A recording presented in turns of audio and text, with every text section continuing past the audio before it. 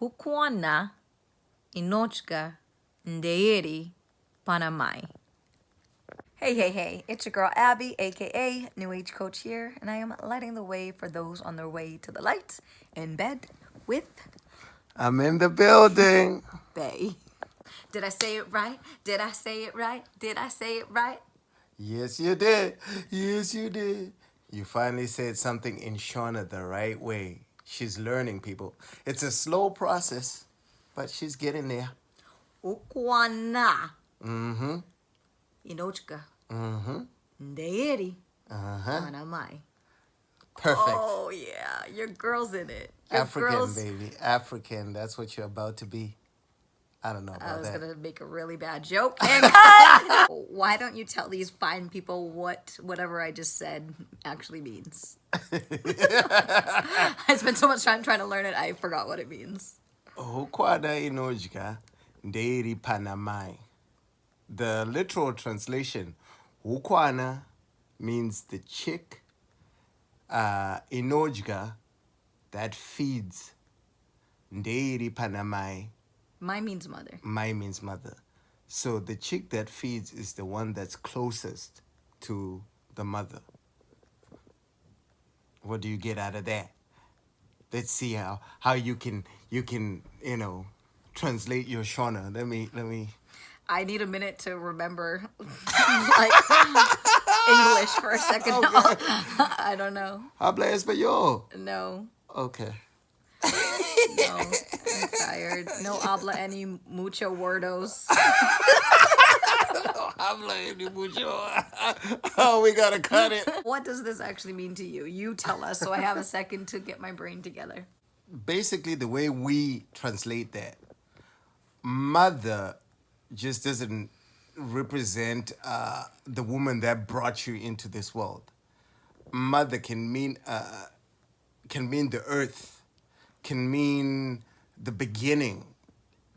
So motherland. You know how people, So for you to be able to succeed or to gain anything in your life, you have to be closest to the source. That's what we get from that. You gotta make sure that whatever you are doing, try to be close to the source. If it's in your spiritual journey or in your religion, try to get closest to God. That's where the source is. That's where the information comes from, and that's how we view that. What do you get out of it? I mean, well, we've kind of switched the format of this up because you took the spiritual part of it. I took the Shona part of it. I'm very confused and thrown off. I'm a creature of habit, so I clearly am all discombobulated, but I would say it means the same thing, right?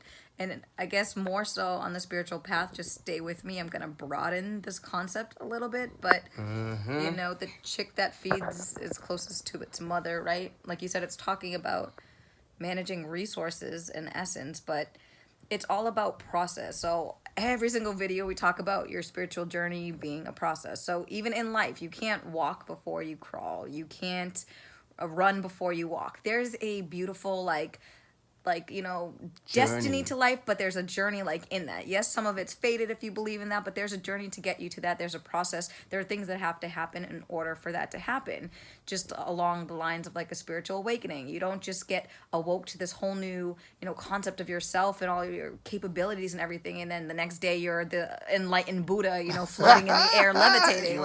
It doesn't... They lighted Buddha. I don't know. I I'm just like saying, that, it though. doesn't go from 0 to 100. And along this journey too, you're forced to look at all of the range of emotions that come with it. So you have to accept humility as part of that. You're not going to know everything, so talk to people who have been down this path. Look at channels like this that share information. That was a shameless self-plug for this channel. Subscribe.